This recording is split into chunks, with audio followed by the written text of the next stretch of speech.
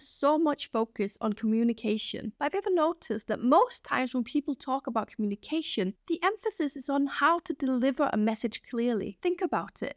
When we say she's a great communicator, more often than not, what we really mean is that she has an ability to convey information, thoughts, and emotions to others in a clear, concise, and respectful manner. But what's so often overlooked when we talk about communicating is the part that doesn't involve speaking, the listening part. Becoming a good listener is a skill that can be developed and improved with practice. In this video, we'll look at what it takes to become a good listener, why it's sometimes difficult, and finally, I'll give you my 10 best tips on how you can become a better listener. I'm Camilla, I'm a psychologist, and in my daily job, I often see the consequences of people not being good listeners. Poor listening can lead to misunderstandings and misinterpretations, which can in turn lead to conflict escalation. Poor listening can also lead to a decrease of empathy and connection, and eventually damage relationships.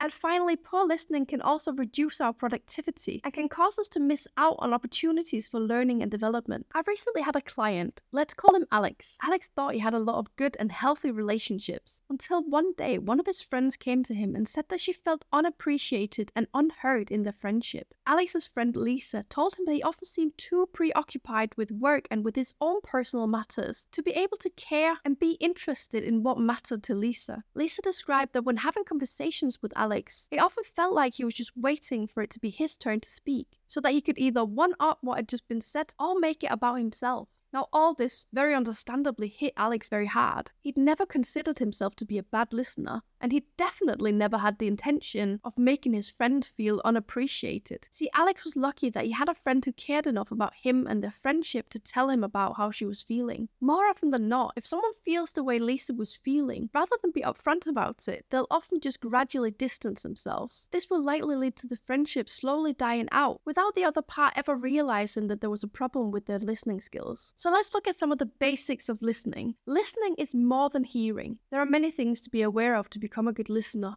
and we'll cover more of them in my 10 tips a bit later. But there are 3 things in particular that I want to highlight and talk about in a bit more detail. The 3 fundamental parts of listening that I want to highlight here are our senses, our attention, and our understanding. Let's look at the importance of each of these in a bit more detail, starting with our senses. Now, there is one of our senses which is obviously engaged when we're listening, our sense of hearing. But we do also very much rely on our sense of sight when we're listening. According to some researchers, when we communicate face to face, only 7% of our interpretation and meaning from that communication come from the words that are spoken. 38% of our interpretation come from other vocal cues. So that's things like our tone of voice and how we say things. That leaves a staggering 55% of our interpretation of communication that is not based on what we hear, but rather on what we see. This is the part of our communication that's done through body language, eye contact, and facial expressions. So when I say that using our senses is the first basic element of being a good listener, that means that we direct our senses of hearing and sight towards the speaker. We hear what they say and we look at what they do. Now, next up is our attention, which is also a crucial element in order for us to be a good listener. The nature of attention is that we can't give our attention equally to multiple things at the same time. We can think of it like a flashlight that can only shine onto one thing at a time. What tends to happen when we're listening to someone speaking is that our attention fluctuates between paying attention to what they're saying and focusing on our own inner thoughts and interpretations of what they're saying. Now, if we're not very good at listening, we'll likely spend a lot of the time focusing on our own inner thoughts. We often won't realize this as we're in the conversation, but a classic example of this is when we're already planning our response in our head while the other person is still speaking. When we do this, our attention is on our own thoughts, and therefore we're not paying attention to what the other person is saying. This is not good listening, and it'll likely make us miss important points of what the other person is saying. I remember when I was a brand new psychologist and I had my first clients. Obviously, a big part of being a psychologist is listening. What I would find at the start was that I was so focused on being ready to say something when my client stopped talking that I wasn't giving my full attention to what my client was actually saying. But when I became aware of it, I started working towards letting go of my own thoughts whilst listening to my client. I found this difficult at first as I felt like I wouldn't be prepared to speak or respond when my client stopped talking. But what I found when I forced myself to do it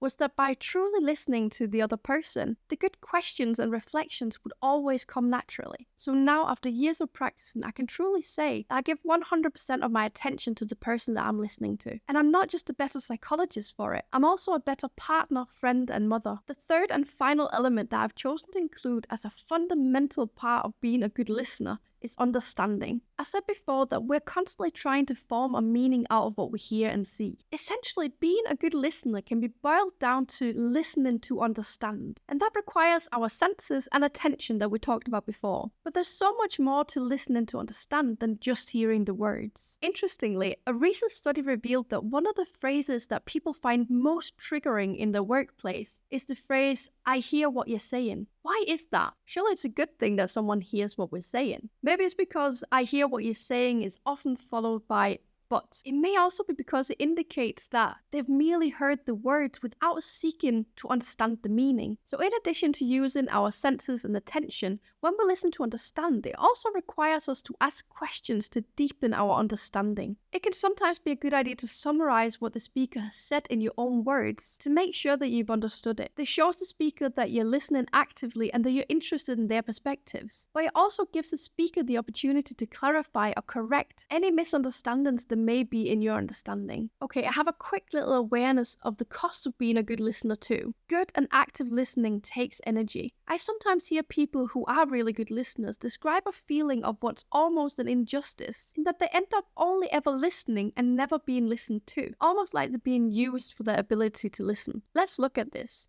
When we communicate, there's a transaction taking place. It's clear that the speaker is sharing information. We can place this up here on the factual level. So on face value, it looks like the speaker is given something and the listener is receiving something. But let's remember the second important element of listening, attention. You see, while the speaker is given information on the factual level, the listener is given attention on the relational level. So the value of the information and the attention respectively is what determines whether it's a good trade. Generally speaking, in our modern day world, we have an abundance of information. Attention, on the other hand, is one of the most sought after and valuable commodities we have. Everything around us is fighting for our attention all the time. So when we choose to give our attention fully to someone that we're listening to, we're actually giving them something really valuable, and we're giving a lot of ourselves. That's why subconsciously we can sometimes feel like we're giving more than we're receiving if we're listening to someone who's given us information that's not valuable to us. It's important to be aware of the toll it can take on us when we're actively listening to others. And it's always okay to say if you're not in the right frame of mind to properly listen to someone in that moment. Anyway, let's wrap this up with some concrete tips that you can start implementing to become a better listener. I have 10 tips for you here. Some of them lean into what we've already covered, and some of them are new. So the first tip is to be present. Give your full attention to the speaker and be fully present in the moment. Make sure to minimize outside distractions and put away any electronic devices so that you can fully focus on the conversation at hand. The second tip is to maintain eye contact.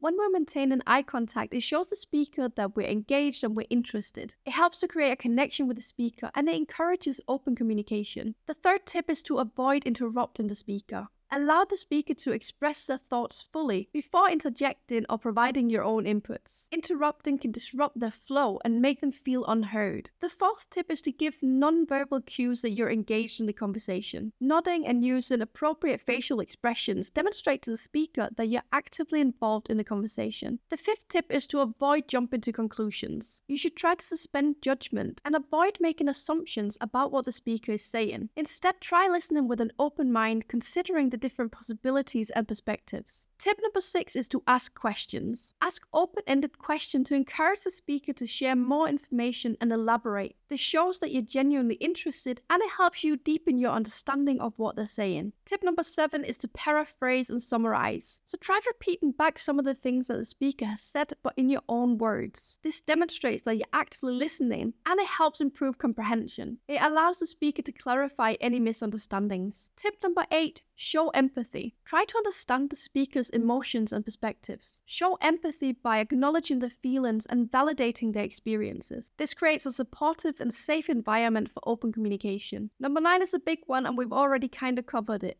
Manage internal distractions. Be aware of any internal distractions you may have, such as your own thoughts or biases. They may make you unable to listen effectively. It can help to practice mindfulness and to refocus your attention on the speaker and their message. And finally, number 10, reflect on your listening skills. Regularly reflect on your listening skills and areas for improvement. Pay attention to feedback from others and be open to learning and growing as a listener. It's important to recognize that being a good listener is a skill that can be developed and improved with practice. By being actively aware of and intentional in our way of listening, we can build stronger relationships. But becoming a better listener takes practice and a conscious effort. By incorporating the awareness and the 10 tips that I've shared in this video, you can start working towards becoming a better listener and building stronger connections with the people around you. I upload new psychological insights, tips, and tools every week, all aimed at helping you improve your mental well-being. If that's at all interesting to you, I'd love for you to subscribe so we can meet again. Thank you for watching this one.